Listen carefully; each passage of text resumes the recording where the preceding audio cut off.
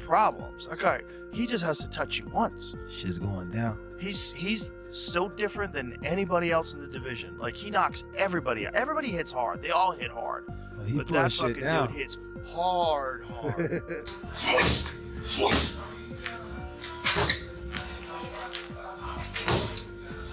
that Jake Paul can come 15-20% in regards to Anthony Joshua. He's a completely different specimen. Look, you'll see what it looks like when they stand next to each other. Joe Rogan has reacted to Anthony Joshua's intense new training regimen for the rumored Jake Paul fight, and his response speaks volumes. After seeing leaked footage of Joshua unloading explosive combinations and sharpening his technique with elite coaches, Rogan described the former heavyweight champion as absolutely terrifying. He warned that Jake Paul may have finally stepped into a challenge he cannot hype his way out of. With Joshua appearing more focused, sharper, and more dangerous than he has in years, Rogan believes this matchup could end violently, and very quickly, if Jake chooses to enter the ring.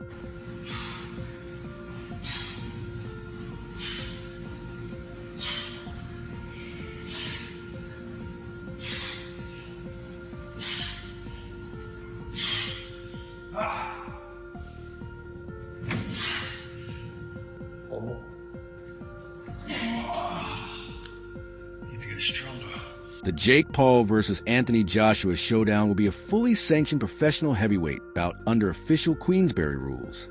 The fight is scheduled for 8 3-minute rounds, with both men required to wear 10-ounce gloves.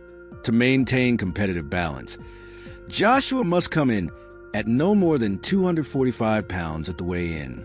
Importantly, the outcome will be recorded on both fighters' professional records. This is an exhibition. It's a legitimate, real-deal fight. Bout. This is going on people's records. AJ got to take him serious because this isn't some exhibition. We're running out some judges to act like there's a decision and someone won. No, someone's going to win, someone's going to lose here. It's 8 rounds, 3-minute rounds. Again, heavyweight, pro bout, 10-ounce gloves. AJ talking about breaking internets over faces. I think he meant to say breaking his face on the internet. Who knows? Maybe you can do both in the big 2025. But then you have the weight limit, 245 pounds, and people are automatically going to go, oh, God, here's the thing. Oh, here's the thing in the contract. No, stop all that. And I'm going to go on a rant in a second for all the people that thought this was fake, for all the people that thought that Jake wouldn't do this, for all the people that thought he was scared. I'm going to go on that rant in a second. But, okay, yes, 245 is a weird number because Jake has already fought at heavyweight. He fought Mike Tyson at 220-something. But again, I understand it a little bit. We're on short notice here. You don't want to have a Tyson Fury type situation, which AJ would never be 290 coming in here. But 260, 270, it starts to get out of the realm of possibility of, like, what are we doing here? Even though heavyweight has no limit, I get it. Nisa Bedarian, CEO of Most Valuable Promotions and Jake Paul's lead promoter, told Sky Sports that the December 19 fight with Anthony Joshua is shaping up to be a massive global event. He acknowledged Joshua's greater experience, but suggested that Paul's relentless, almost delusional confidence could be a crucial X factor. Bedarian described the matchup as a symbolic clash and revealed that MVP fast-tracked plans and negotiations, finalizing the deal in an unusually short time frame. He also confirmed strict weight limits and full professional rules to guarantee a serious, high-stakes contest. Bedarian added that this fight is far less a mismatch than Joshua's previous bout with Francis Ngannou. While Ngannou had immense size, he lacked true boxing depth, making that fight more one-sided. In contrast, Bedarian believes Jake Paul has developed rapidly, gaining real skill, discipline, and ring intelligence, enough to make the Joshua matchup more competitive than many. Will there be a limit for Joshua? So there's a lot of discussion around the weight. Joshua fought Usyk twice. Both of those times, Usyk was 221 pounds. Joshua was 240 to 245. When Jake fought Mike Tyson last year, 227 pounds. I expect Jake will come in anywhere between 225 and 230, and Anthony Joshua has a weight limit of 245 pounds. There will be those, as you're aware, that will look at it and criticise this fight. There already have been, haven't there? They'll say it's a real mismatch. What would you say to them? Are we going to be watching sport at its purest? I would say it's much less of a mismatch than what you saw with AJ and Francis Ngannou, who a massive man, but relatively no boxing experience. I would say it's much less of a mismatch than AJ's 9th or 10th fight against guys who've been knocked out 20 to 25 times. Given AJ's pedigree, Jake is built for this. Jake is built for the big moments. So do I think it's dangerous for Jake Paul? Absolutely. Do I think it's also dangerous for Anthony Joshua? 100%. According to many fight analysts, Jake Paul is taking a huge gamble by stepping into the ring with Anthony Joshua. Former cruiserweight champion Lawrence Oakley has warned that Joshua's overwhelming size and power make the matchup a genuine health risk for Paul. Meanwhile, two-time world champion David Benavidez has bluntly stated that Paul is walking into a dangerous trap, given Joshua's deep experience at the sport's highest level. Give 100% respect to Jake Paul, but that's a dangerous fight for him. He probably gets knocked out, and I'm not trying to be a hater. I'm not saying nothing bad, but Anthony Joshua is Anthony Joshua. You know, he's multiple-time champion, Olympic gold medalist. You know what I mean? The last time somebody stepped in the ring with him that didn't have that much boxing experience was Ngannou, and you seen what happened to him. But big respects to Jake Paul. It's gonna be a good card. You know what I mean? It's a big fight. And it's a good fight, man. I give 100% respect to Jake Paul for even taking that fight. The Ring 4, November 22nd. Watch only on DAZN. Carl Froch has questioned Anthony Joshua's decision to take the Jake Paul fight, suggesting AJ may be cashing out. And he doesn't think that assumption is unfair. Froch argues that Joshua, having already earned massive money and achieved championship success, now seems driven more by financial gain than legacy, with his future already secured. Froch believes Joshua has little left to prove and is opting for a lucrative, low-risk crossover matchup instead. Also, we've got to consider, is AJ cashing out? Well, I did say a year ago when he got splattered by Daniel Dubois that he's finished now. He won't get that confidence back. He's not had any confidence, in his head. No belief for a long time. And I don't think he can get back to world levels. There's a couple of new young guns now coming up and coming through. It's like a changing of the guard.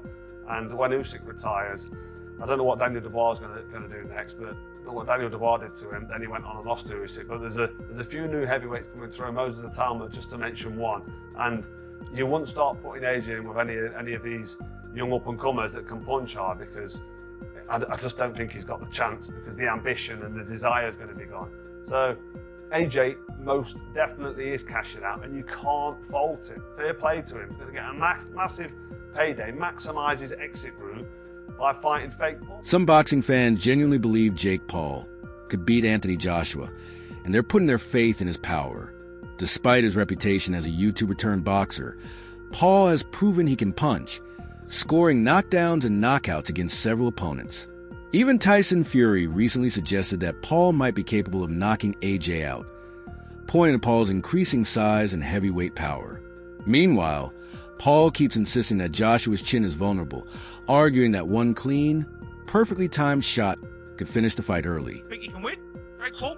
I think it's a possibility. No one is backing Jake Paul currently. You've seen him in the ring. You can see that he's got some knockout power. And I also believe people don't look at Joshua's last few fights. And I don't think it's going to be as big of a landslide as people feel. I feel like there's an overhand right that could easily land, and I wouldn't predict that Joshua's chin can last that. The problem is that all of the pressure's on Joshua at the moment. So Jake Paul, if he gets knocked out in 12 seconds, he should get knocked out. The problem is, as soon as Joshua starts taking damage, all of a sudden he's thinking, the world is watching me, I'm a professional fighter, and I'm getting beat off a YouTuber. All of the pressure is in Joshua, and that's a lot that can weigh on a man. You can't deny that Jake Paul has power.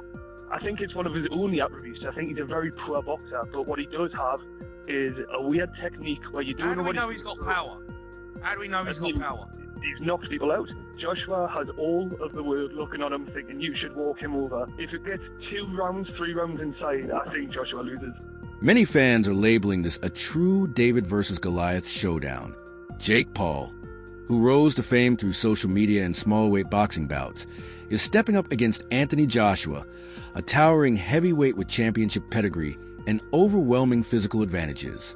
Joshua's size, strength, and experience clearly make him the Goliath, while Paul, the underdog, is rely on heart, ambition, and sheer determination to close. Anthony Joshua for getting the bag, as the kids say, for going to wherever the fight's going to take place and taking $92 million for going up against Jake Paul, right?